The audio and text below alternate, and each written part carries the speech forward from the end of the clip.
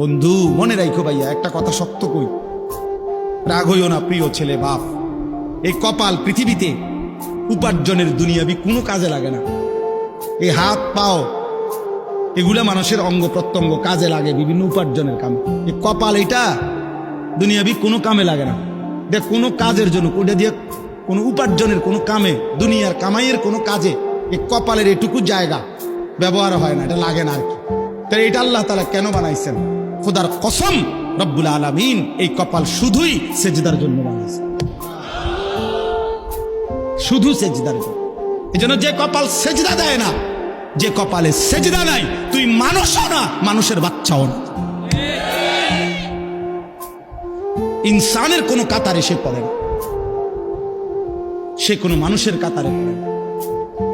ইনসানের কোনো কাতারে পড়ে না যার কপালে সেজদা। কারণ কপাল বানানোই হয়েছে। সেজদা কাকে বলে? ওয়াদউল জাবহাতে আলাল কারব, জমিনের মধ্যে কি রাখা, এই তো কপাল রাখাটারই কি কয়। তার মানে সেজদা কপাল, কপাল বানানোই হয়েছে কিসের জন্য? সেজদা।